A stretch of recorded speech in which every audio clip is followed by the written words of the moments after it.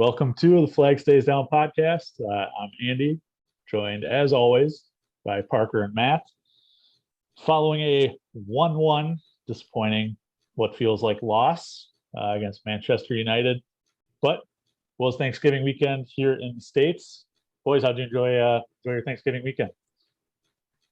Got to spend it with some family, a couple drinks, good food, and it was a nice overall relaxing weekend. How about you, Matt? Yeah, it was good. Kind of same kind of echo Parker's thoughts. Got to spend time with my family, my fiance's family. Got to enjoy a Packer game yesterday as well. So we at least got the victory there. So that's definitely a good end to the weekend. But yeah, overall good. Can't complain. Collins? Yeah, it was good. It was, I think it's kind of an upper Midwest thing. Well, maybe not, I don't know. But all the breweries in Milwaukee released new beers on Black Friday. So that was a nice special treat. So that's actually what I am working on tonight is Good City Audacity 2021. Nice barrel-aged quad in rum and port barrels. Here's the first taste. We'll see how it goes. You guys can't see Andy's face, but looked like a hefty sip. It's boozy. I like it. You guys working on anything? Yeah, I got the last of my Iowa number 9, so just a little guy tonight, trying to be relatively good so I can wake up in the morning and get a decent workout in before my marathon of work continues. So, what's you, Matthew?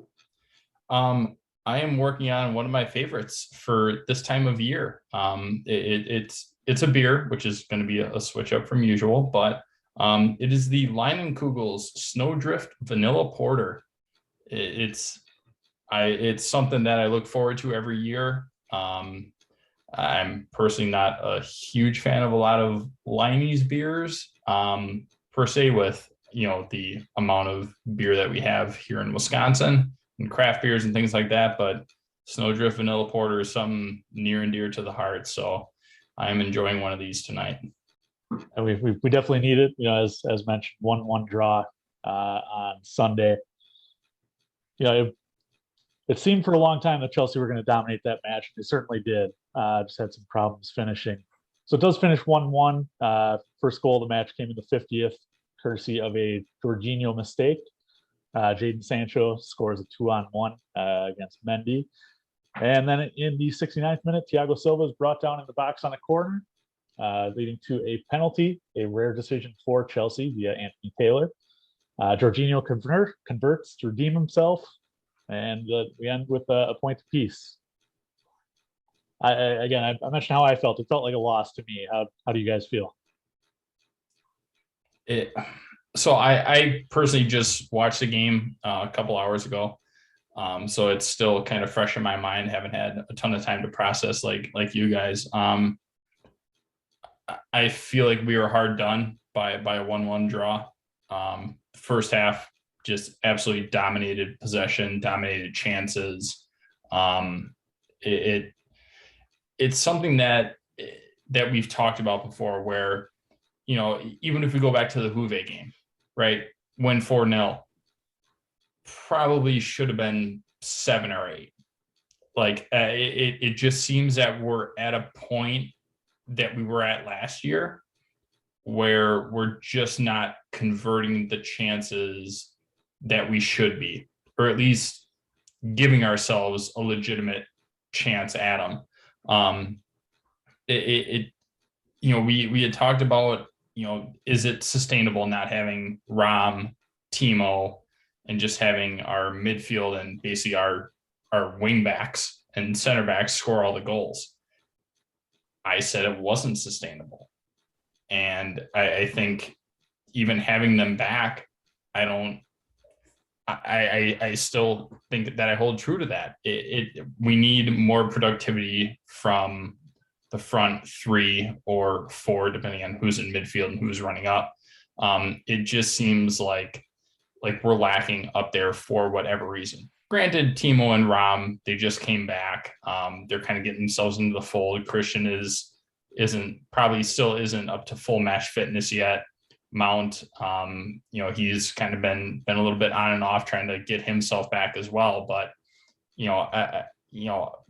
we just need more up front. And I think that this was a perfect example of that, with a lot of missed opportunities. I think we really do miss a fully fit and firing on all cylinders Mason Mount. I think he's just such a difference maker. And before the podcast started, I was talking with Andy, and we were just saying that we thought the subs came a little bit too late in the match, where they just didn't have enough time to really put their stamp on it, because we thought it was positive when they came on. And so there was a lull in the second half that was definitely felt, and we just need a little bit more creativity there. But I thought we created a lot of chances. They just didn't put them home. From really one of the opening attacks where Hudson-Odoi was one-on-one with De Gea. De Gea makes a great save. And then the striker Rudy hit that was actually on target this time, and De Gea gets a fingertip to it. So, if one of those breaks our way, it's a lot different. And I just thought that we did create a lot. It was tough to see going into halftime, the 0-0 scoreline. And then obviously after the error, it definitely hurts. And you start to think a draw is a win at that point when you go down. Give Man United credit. I thought they defended pretty well. Collins, I'll steal your point, but they forced Hakim Ziyech onto his right a lot, and they kind of closed him down a good bit. I miss that critical finish at the end. That's where I just thought we were a bit lacking in our approach. And I wish Rom had a solid 20 minutes to put his stamp on the game. Yeah, and I thought this was one of the few matches where Tuchel was out Tucheled. It's especially tough that it's Manchester United, a team that we are now winless in again, in 7 tries. But then you have Michael Carrick managing on the other side in his first match as interim manager. And I thought he had much better tactics than Tuchel did. I didn't understand the front three that we lined up with. We've talked a little bit already about the lack of finishing, but Timo historically for Chelsea has not been able to finish. Ziyech can't finish unless he's on his left, and Hudson-Odoi is young and still not a clinical finisher, though he has looked bright and certainly did look bright in this match. And then on top of that, you've got 3 center backs who love to push up into the attack, which led to Jorginho being the only man at the back, which led to the goal that we gave up. And you add that onto the fact that we didn't substitute until I believe it was the 76th minute. Yeah, 78, I think. And Rom didn't come on until after the 80th minute. I thought we got out coached in this one. I thought Man U came with a much better plan than we did. But I do want to touch more on that lack of finishing. We've all kind of brought it up in our thoughts on the match. Would someone like Rom or Pulisic have changed this match had they started? I personally think so. Timo's just getting back. He made his appearance against Juve, got a goal, which I think all 3 of us can agree. Any goal for Timo, it's going to help build his confidence, hopefully turn him back into the player that he was at Leipzig. It's tough because you have a struggling Man United team, and they're not doing great. They need Ronaldo to save them in what seems like every single match, and they're not really producing a lot without him. So I'm not too concerned about the starting front 3. Obviously, I think we need Cho up there. Yeah, he's proved his place in the starting 11 so far. Timo still has some work to do. And we're going to touch on this, but Ziyech, it's your classic case of Jekyll and Hyde. You don't know which one you're going to get for a good amount of matches. So I wasn't disappointed in it, but I think that we could have gone out a little bit stronger than what we did. I thought Christian would have made a big difference had he started. I would have liked to see him in the false nine role, or Ram. I don't know what his like match fitness is, if he would be able to play 90 yet, and that may have impacted Tuchel's decision on whether to start him or not. But to answer your question, man, I think they would have been. I think it would have changed the game in a very positive way for us had either of them been able to start as our striker to really finish off some of the chances that we had early on. Yeah, and I understand Timo getting the start here. You know, as Matt had mentioned, he did score midweek against Juve. Certainly, you know, when you have a striker who's scoring goals, you want to play the hot hand. But in a big match, and for as much as Man U is struggling, this was a big match. This was the Sunday Night Football of the Premier League. You know, it would have been nice to have Rom, especially in a game against a team that he said that he's on record saying that he did not enjoy playing for, a team that I'm sure he would have loved to score against. I think Rom would have had that ferocity, and Graham Lasso said it on the NBC call. You know, he said if you're going to put Lukaku on the bench, you know, list him in your starting 18, he has to be match fit. But like, why not start him? Why not put him in the 60th? Why not put him in the 50th? Especially when you need that goal right after Jadon Sancho scores. I think the overall lack of finishing in that front three was very much exposed, and I think unfortunately it's something that we only have one guy really on the team, maybe two if you count Pulisic, who can make a difference in there. But it would have been nice to see one of the two of them make a start. But in terms of those subs, is there any justification for those coming so late? Like Man U, they weren't dominating anything. They really weren't. So I don't think there was really, after we drew back from 1-1 or from 1-0, I didn't see a real need to switch up a lot of things, because if you think about the first half, we created chances against them. Like we were doing whatever we wanted. So I think that played a role in it, because we were still, you know, dominating possession, things like that. And after you get that pullback to 1-1, the boys have a lot more energy. They're amped up. You have Stamford Bridge behind them. I think that it would have been a knee-jerk reaction to make a change at that particular point. So I'm okay with it being a little bit later, but I do think that it was too much too late. I think you could have maybe made the subs 5 minutes earlier, and just kind of gone that route. But you know, after you score the goal to equalize and you have everybody amped up, they get that little bit of adrenaline in them, then everything picks up more. I think it made sense to keep everybody on the pitch at the time, but I would say maybe 5 minutes earlier, and it would have had probably a better impact than what we actually saw play out. Matt, you make a good point, because especially the first 45, we played that first 45 perfectly without scoring a goal, in my opinion. It was as good of a half as you can expect from the boys in terms of control and possession, and really being able to do whatever we wanted to them. Man United didn't do anything to us. I don't even know how many attempts they had in that first half. I can't really think of anything that comes to mind. So without a fluky defensive, you know, mishap or just a missed touch really from Jorginho, what did Man United do to us that would have caused us to believe our plan wasn't working? Not much. I really don't think they did much to us. There was a bit of a spell. I thought the commentators on NBC made it out to be a little bit bigger than it actually was.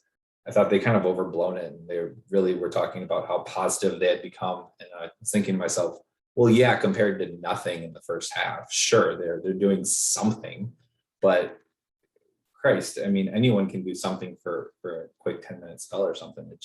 I never really felt in danger. I felt a little bit of pressure mounting on us, towards the 78th, 80th minute in there. Collins had a very funny text in the group chat that just said that the writers of this game want Ronaldo to score the winner late on, which it kind of felt like it was getting scripted up to be. But no, I just didn't feel a danger with it. I thought we were much more positive. I thought we were much more creative, and I thought we did more to win the game, which is why this feels like a loss from a fan's perspective. I think Man United leaves there away happy with a point, and I think we're disappointed in our efforts because we only get a point, and we were the team that dropped the points. And Parker, you make a good point there. It is a point. Manchester United certainly celebrate that point. Fan base, not just us, seems to treat this as a loss, me included. But then you look back at what our last 3 games were. We had gone into the international break thinking this is a tough 3 games: Leicester, Juve, Manchester United. Had I told you that we were going to come out of that stretch with 7 points, would you have been happy? I think it's definitely, yeah. Find anybody else with that kind of schedule. Yeah, who else has that kind of schedule right after an international break, and you're asked to do all of that, and especially in what almost felt like a must-win game against Juve, and then you come out and just go 4-0. Like it to me, I would have been happy with 5. I think that would have been a pretty good over-under bet of 5. But yeah, to say that we would get 7, I'm more than happy to take that. And the good news is we're still top of the table. We got the 1-point lead, and you talk about how tough the schedule is. Now we have a little bit of a drop off. We have Watford. West Ham's gonna be a tough one. Then you got Zenit, Leeds, Everton, Wolves, Brentford. Certainly winnable games. So luckily, we're on the lower end of the schedule here now. So I'm gonna go off the script real quick. How do we feel about those games, especially in December, where we have had a historically rough go in December? Granted, on paper, yeah, those should be easy points. But, with us being in Champions League and, playing all these matches and things like that, and with, now we're finally relatively healthy, that helps. But do we think that this is more of we should just coast by, or do we think this is something that could worry us as a chance to drop points while other teams might gain on us?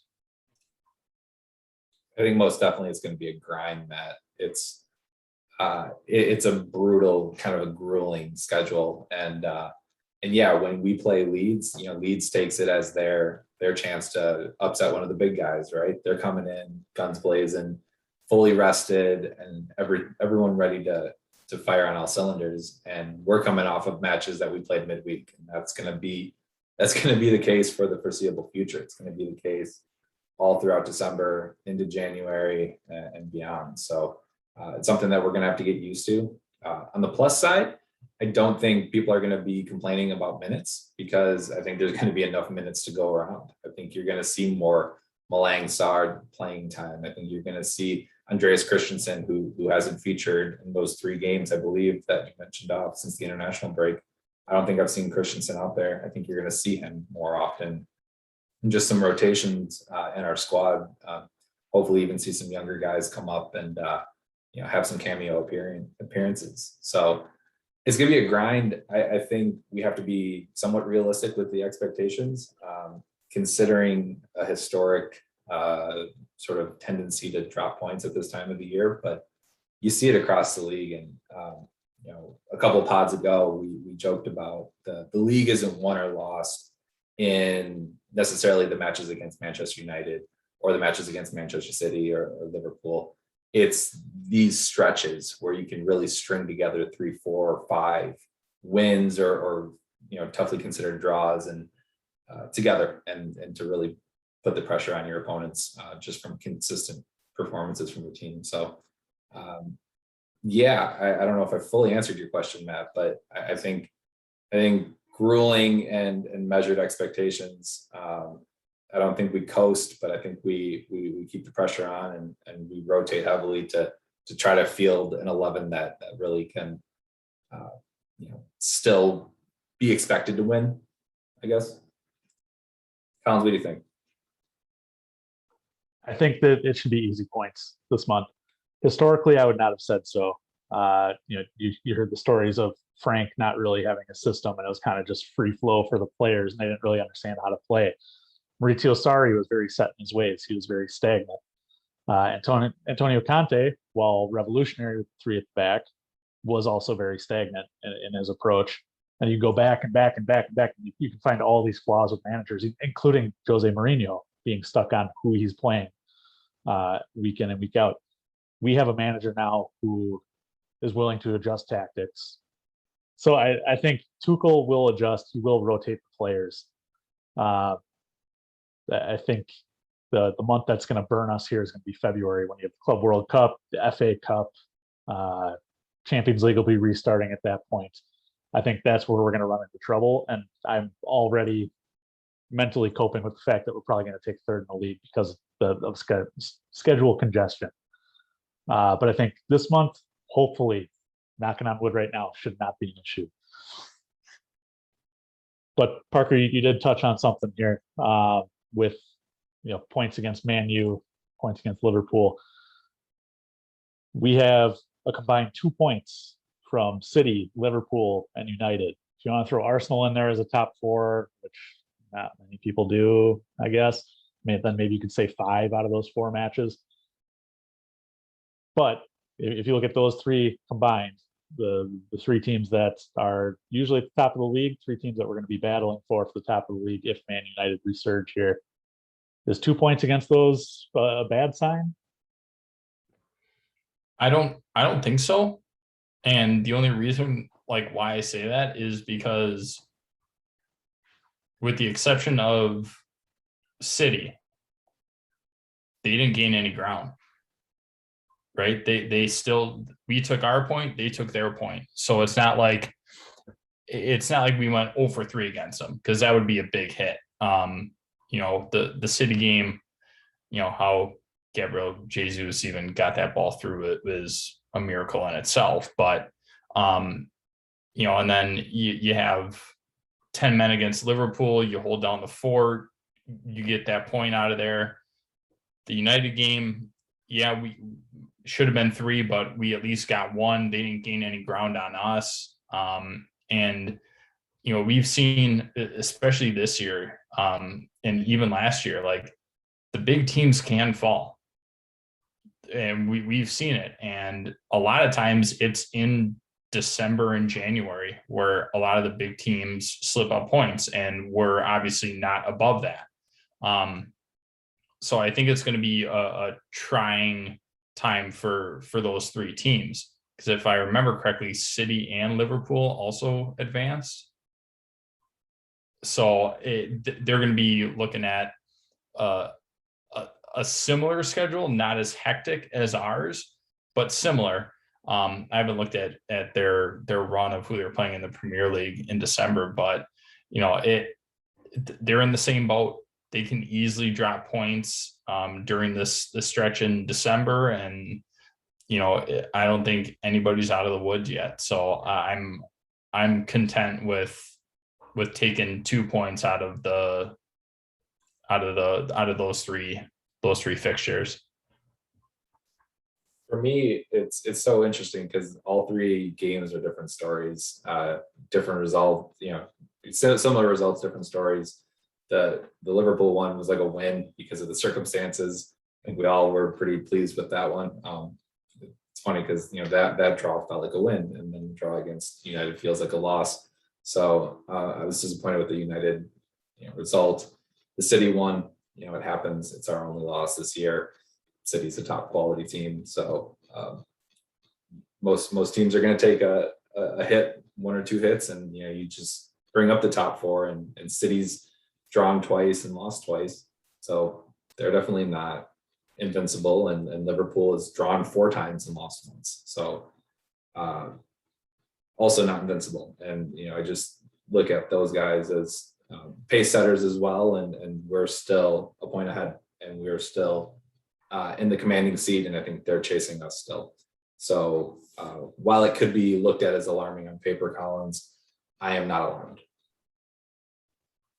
Well, you guys have a lot more faith than I do, and I appreciate that. The 2 points scares me, but then I feel like we've been talking about this kind of on and off here, but it's about playing the long game. So we got return fixtures against all 3. Could come away with 9 points, could come away with 6 points. That would be beneficial. So again, I appreciate you guys' positivity. What's the maximum amount of points you can get from City, Liverpool, and United in a season? 18. How many points does it take to win the league? Roughly. 88. Exactly. Touche. Exactly. It's a maximum of 18 points, won or lost in those games, and you're going to need high 80s, low 90s to win the league. It is a war of attrition. It is a grind. You play 38 matches, 19 home, 19 away. You got to take care of 15 and down, and you got to take care of business. All right. Well, let's turn our attention here to some individual performances. We did touch on this one earlier, and it seems to be the one that is dividing the fan base pretty extremely here. There's no real middle ground. Hakim Ziyech seemed to be a very good attacking piece, but Parker, as you mentioned, stealing my thunder, that Man U seemed to force him onto his right foot the whole bunch, which obviously is not his strong foot. What do you guys make of Hakim Ziyech's performance? Matt, what do you think? I'm torn in so many different directions. His work rate has gone through the roof, which I love. The way that, especially in the first half, the way that he was closing in and he was on that high press, I loved it.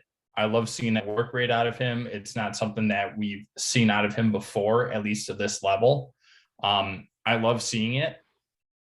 The only problem with that is he makes just needless challenges. He just goes in guns a-blazing and just keeps lunging feet and drawing fouls when he really doesn't need to. So I think from that standpoint, if he can control the things that he dives in for and things like that, I think that'll make him much better. On the offensive side of the ball, on the attacking side, he tries to do too much. He really does. I can't tell you how many times he got stripped in possession trying to do like a step over or like a cutback or trying to do something where he didn't need to. He was just trying to do too much. Like, just make your pass, make your cross, make your run. I think he's overcomplicating things on the attacking side of the ball. And when he does get a half decent look, he's firing into a defender. I think I need more from him on that side. But to go against that, he's making runs. He's looking dangerous in the attacking side, which before we just knew him kind of as a, I think he's Moroccan, as like a Moroccan, iron robin, like he's going to go to his left. Everybody knows that. And I think we're seeing a little bit more of a dynamic nature out of him, which I like. He's not just trying to go straight one-on-one. He is trying to link up play a little bit more. But it's when he does get into those 1v1 or 1v2 positions where I think he's just trying to do too much, and then we end up losing possession. So I see good things, but I do think that there are other things that need to be shored up from his side. I would say, to sum it up, less thinking on the attacking side and more thinking on the defensive side. I've never seen someone, be more praised and then shit on all at the same time via Chelsea Twitter. Collins, you're spot on, because no one can make up their mind about him, and I think everyone kind of looks at one match and reacts to one match. I too, like you, Matt, am incredibly split on how I feel about him as a player. I can't figure him out 100%, and my feelings kind of do fluctuate a bit. The one thing though I'll just echo is his work rate's gone up a lot, and it's something we kind of critiqued him on early in the season, and he's definitely improved. Collins, you laughed because he's 29 or 28, and we didn't think he would be able to change the way he played, and it was kind of a you get what you get situation. And I think he's changed. I think he's definitely been more active. I see him going to the ball more. I think he tries to get on the ball more often and then make runs that are dangerous, and he's being found in those runs.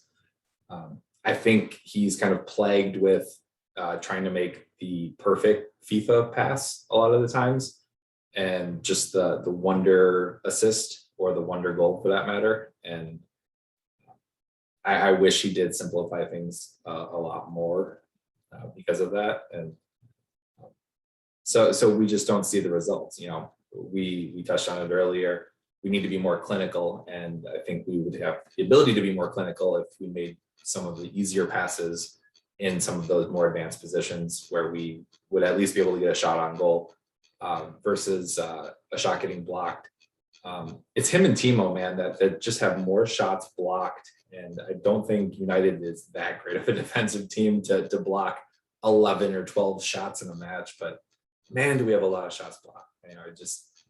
It's so frustrating, and I just don't know. I can't put my finger on why that is all the time. My gut tells me it's because we're a bit too predictable. Like you said, Matt, it's kind of that left foot syndrome, and we're becoming a bit one-dimensional, and defenders are figuring us out a little bit.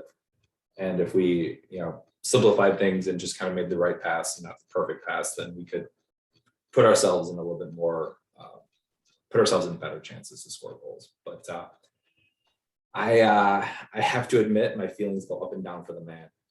Overall, I'm still trending positive, but I can hear and see why people critique him, because we're Chelsea, and I think we hold ourselves to a different standard. So I can see why some of the fan base is turning on him, but I think our fan base turns on people a little too quick.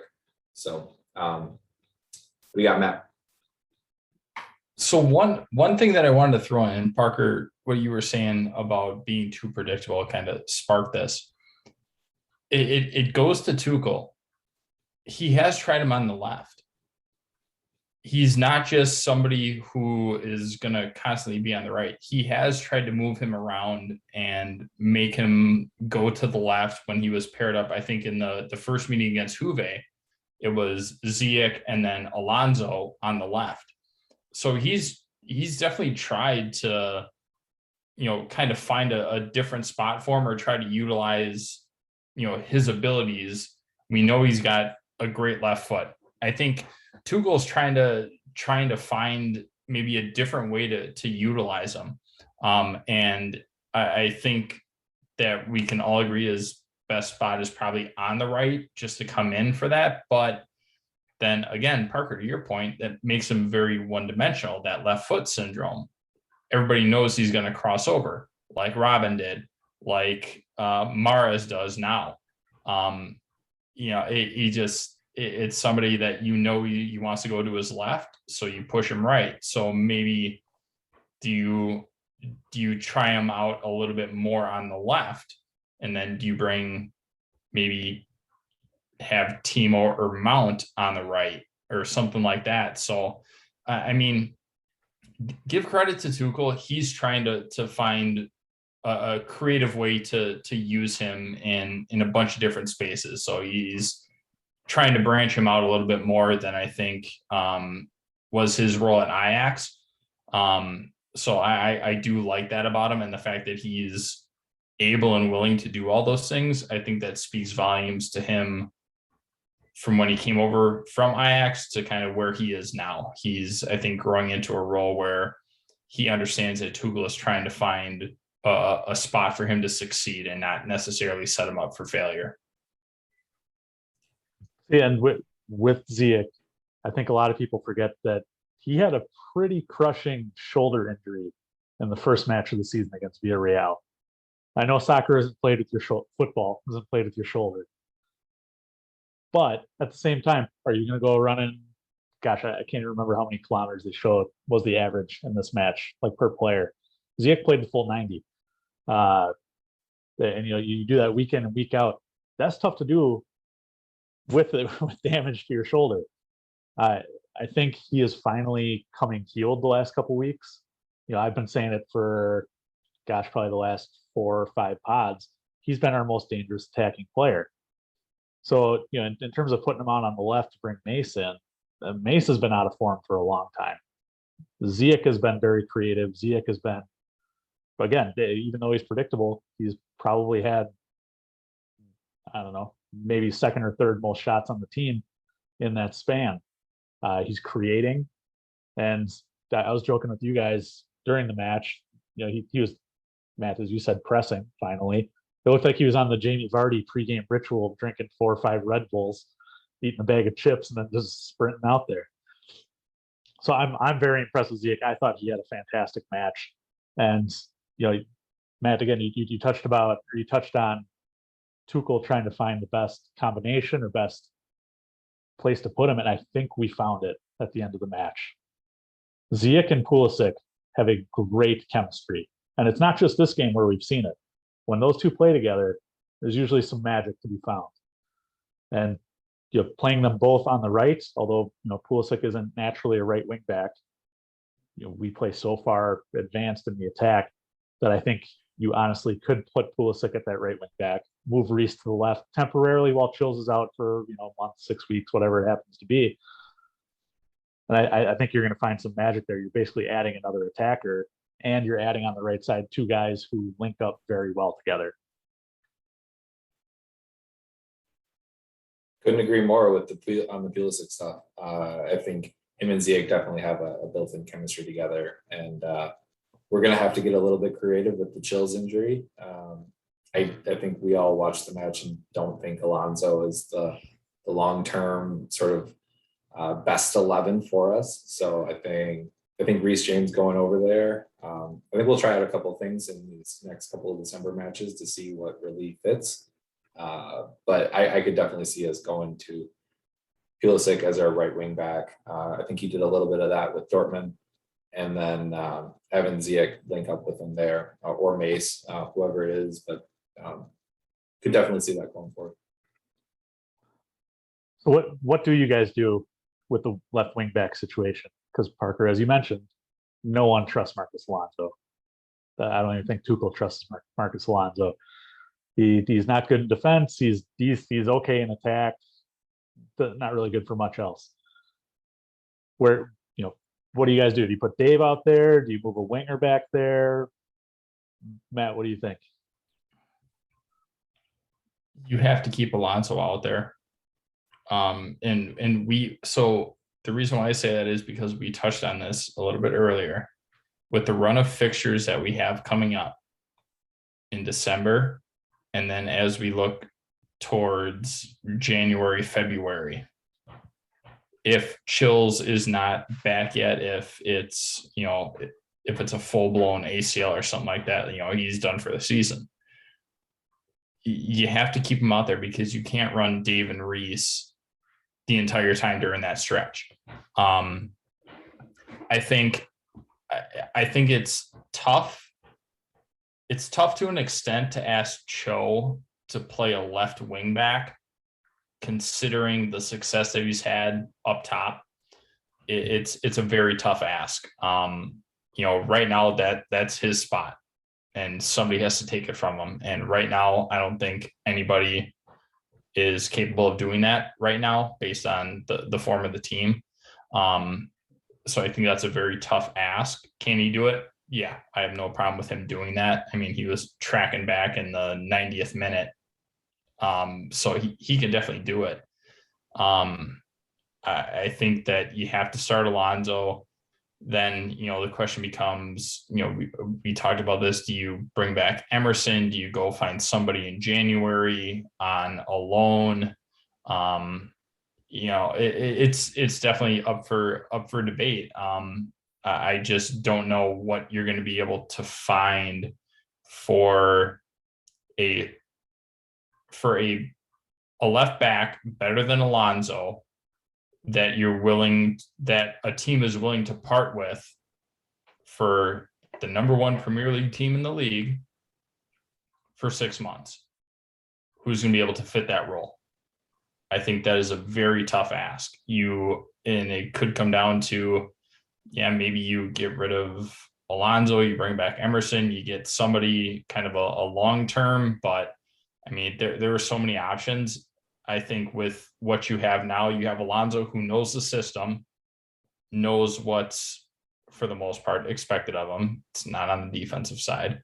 But you at least have somebody who knows the system. If you bring back Emerson, you have to get him involved in the system, and that's going to take probably a month, maybe 2 months. And at that point, it might not even be worth it. So I think you just kind of have to make do with what you have. Gun to my head for one match, if we would have to play it tomorrow, I think you have to have Reece James or Dave step in at the left. It's probably Dave. He's done it in his career, and he probably just doesn't advance as far forward as Alonso or Reece James would in a typical sort of formation. I hear you, Matt, and I think like long term, I think you're right. I struggle with Alonso being as part of like my best 11 today. That's where I just disagree, and he doesn't do enough for me. Which is weird because when we started this podcast and we started watching this team this year, he was one of our best players and he was very creative. So then sort of this remarkable fall from grace from Marcus Alonso. He did have a positive moment. He headed a ball onto Hudson-Odoi early on, which led to one of the best chances in the match. So I'll give him that. But I don't think he does enough for us. So Reece James has to be out there, and I think you probably just go with experience with Azpilicueta. So one quick thing, we were saying the same thing about Chills when we started this pod, and then we saw the run of form that he went on. So it could happen again. It's one of those things. Alonso hasn't played in who knows how long. It could just be him getting back into the flow of things. And granted, to ask him to come back in against Man United as his first full game or 70 minutes, it's not an easy ask. So from my standpoint, I give him the benefit of the doubt. He is going up against Jadon Sancho, who is very quick, very creative. So I will give him that. But as a long term, like if he's going to be your starting left wing back, I say you go out and get somebody else. I think until the January window hits with the games that we have, because Reece is going to need a break. So you're probably going to want Dave in that right wing back spot, just as a simple 1-to-1 switch.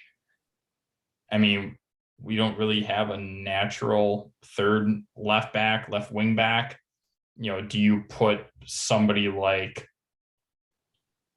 a Kova back there when he's healthy, and then he doesn't track as far forward, and then you have your midfield track a little bit further up, so you're kind of basically running 3 midfield, kind of 4 at the back. And like, do you do something like that? But I mean, there's definitely a lot of options with how dynamic that our players are. So just a thought on that. Yeah, I think you guys are both right. You look at the schedule in December, and you can certainly alternate games in terms of hiding Alonso. You can play him this Wednesday, tomorrow, against Watford, play him against Zenit the following week, play him against Leeds, and then play him against Brentford in the Carabao Cup. And then, the rest of the matches, you got Hudson-Odoi, you got Pulisic can play a little bit back there. But here's one thinking outside the box. Striker Rudy, let him make his runs all day. Gesundheit. Thank you. I actually don't. I don't hate that play. I'm trying to think on the fly of what winger could play out there. But I mean, from a defensive standpoint, we trust Rudy on the left side, and going forward, we kind of trust him going forward. So, yeah, if we've got 3 center defenders, because we are deeper at central defense than we are at wingback. I don't hate that pivot. It is a thought that I hadn't thought. Well played. Yeah, I thoroughly like the idea. Granted, he's not going to be the one crossing the ball into the box. We've seen that it's usually not a strong point from him. He has done it. He has done it before, but not necessarily a strong point in his game. But if you're talking about somebody who can stop people from bombing down that side, yeah, there's nobody on this team better than him. So I think that he would be able to hold the attacking prowess of the opposition at bay. So I personally like that idea. If you're going to mix, Alonso, Rudiger, if you're going to have them kind of run whatever they need to, yeah, I think that it makes sense. The only problem is then you need a center back that's going to be able to cover Alonso when he's playing, because you're not going to have them both starting and then, Rudy goes to left while Alonso's out, something like that. So, do you move Trev over to that left side then? Or do you have Sarr play that position? Does Christensen move over to the left? There's a lot of interesting questions behind that, and a lot of options, and not sure which one's going to make the most sense. And boys, I had one more point on my list here today, and I was hoping we wouldn't get to it, but we got a little extra time. So, Matt, I'm ready to eat shit here. Well, I'm gonna let you go off on Jorginho because I know you want to. So I have 2 things. First of all, why is he our last defender on a corner?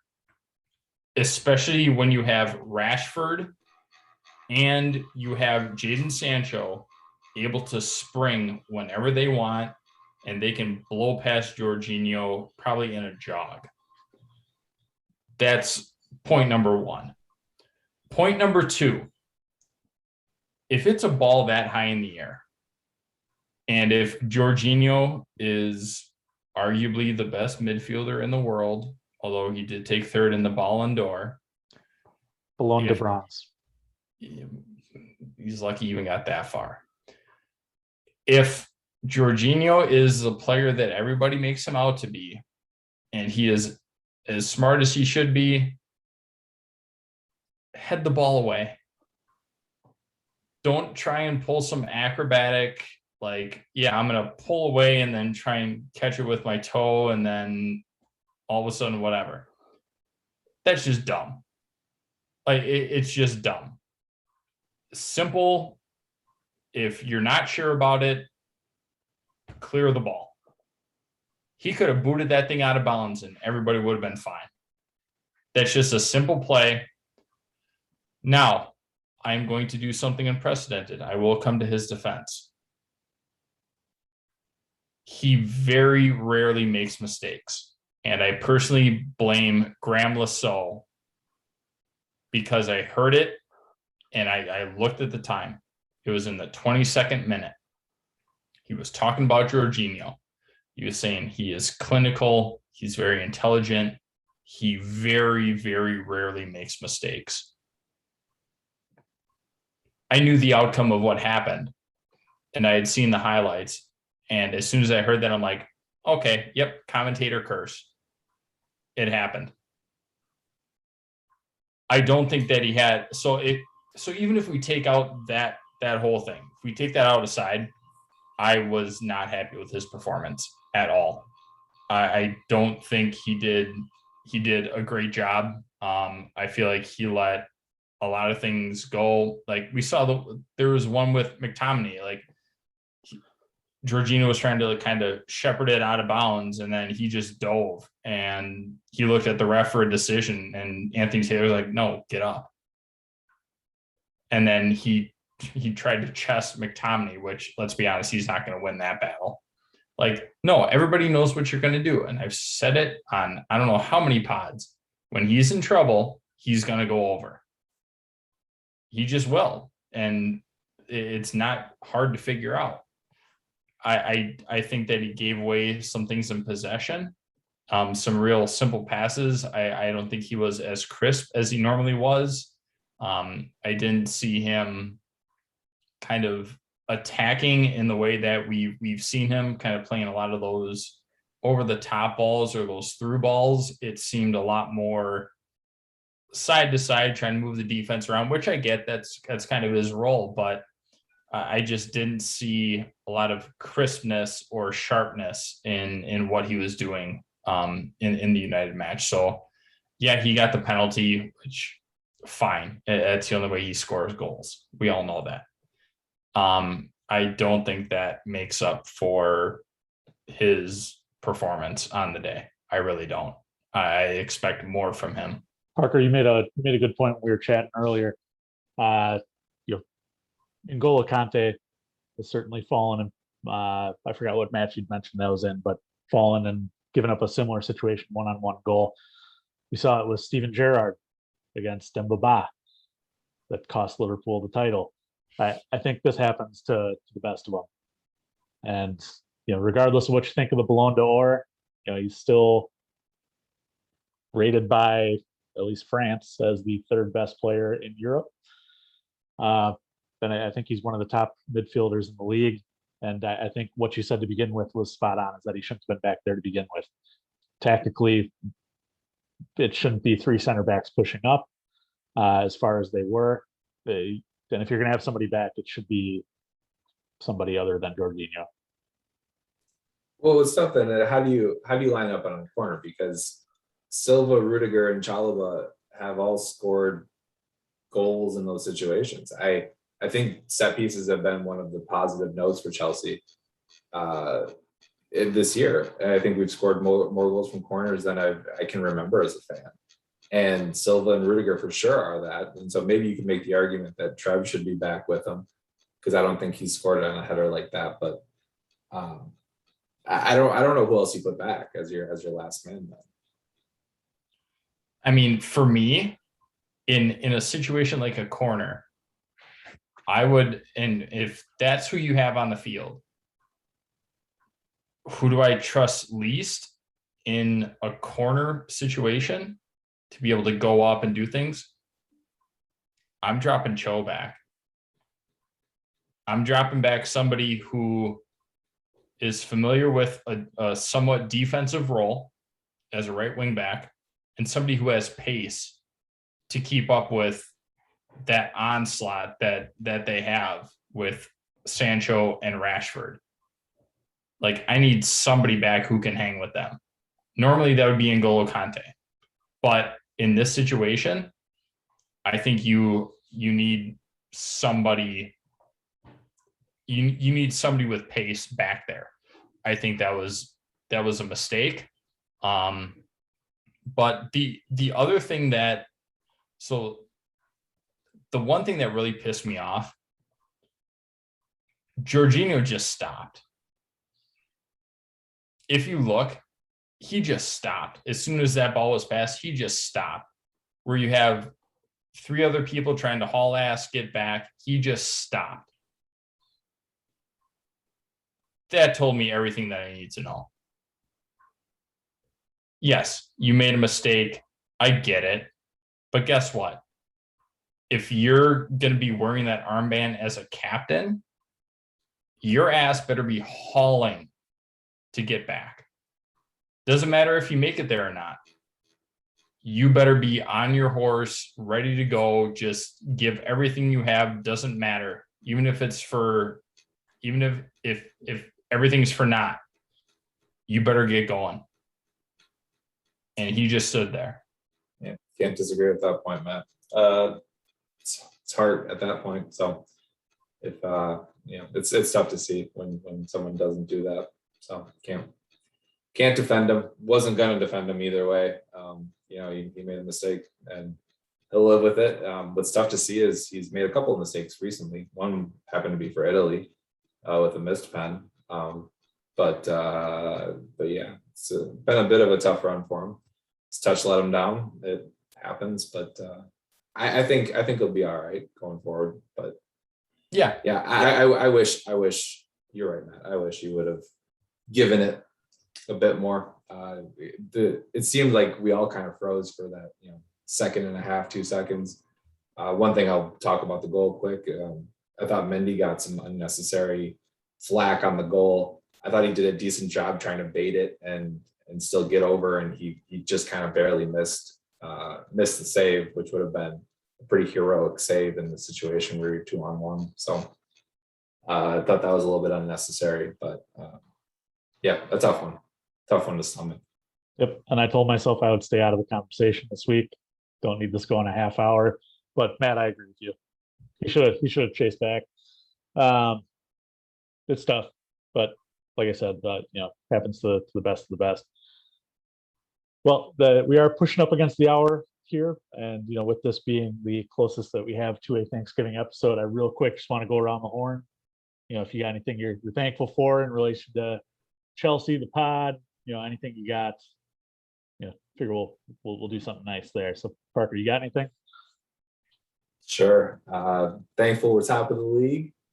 But really, I'm just thankful that we have the ability to get together on a weekly basis and chat and hang out, man. It's been real fun. I encourage anyone that's out there that's thinking about starting a podcast, to the 7 listeners that we may have on a weekly basis. Just go do it, man. It's fun. It gives you an excuse to chat with your boys, and it's good time. So we've talked about it before, but we talk more now than we ever have. And as a 31-year-old living in the real world, it's a fun little escape. So thankful for the pod, that it exists, and that someone out there is listening to it. So that's all I got.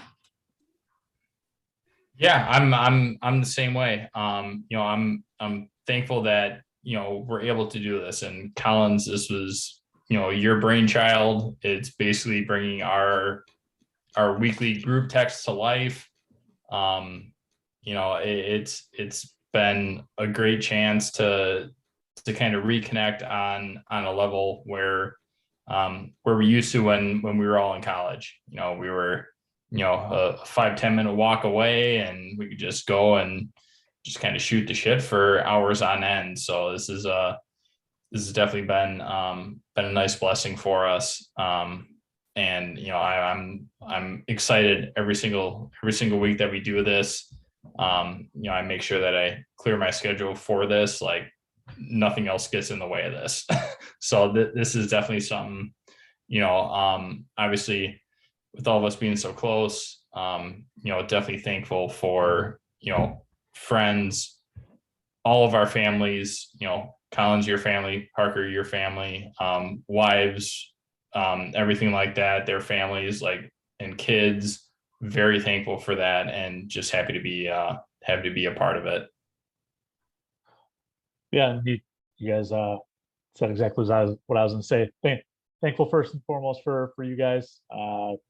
This was kind of something that had been on my mind for a while, doing a podcast, and you guys were ready to just jump right in. So I appreciate that.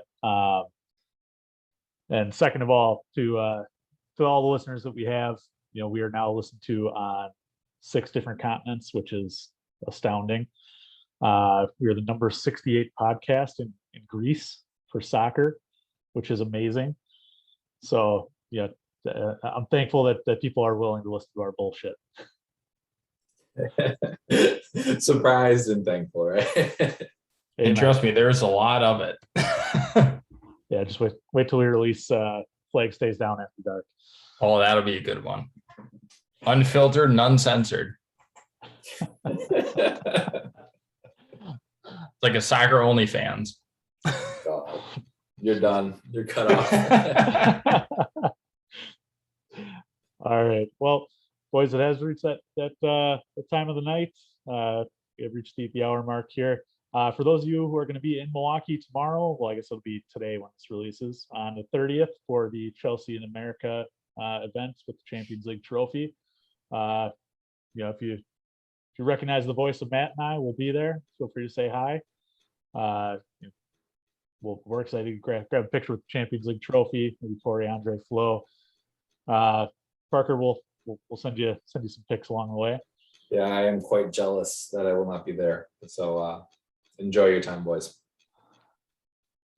And like you said, we're definitely thankful for any listeners that are out there. If this is your first time listening, feel free to subscribe, rate, review. We're on Apple Podcasts, Spotify, as well as Google Podcasts, and basically anywhere else that you get your podcasts. I think we also have official yes. at Flag Down Pod, yes, Twitter, Facebook, Instagram, shit like that. Yes, find us at all those places. So feel free to drop us a note at any one of those places. Boys, thanks for another great week, and hopefully we'll beat Watford on Wednesday. Sounds good. Cheers, boys. Cheers.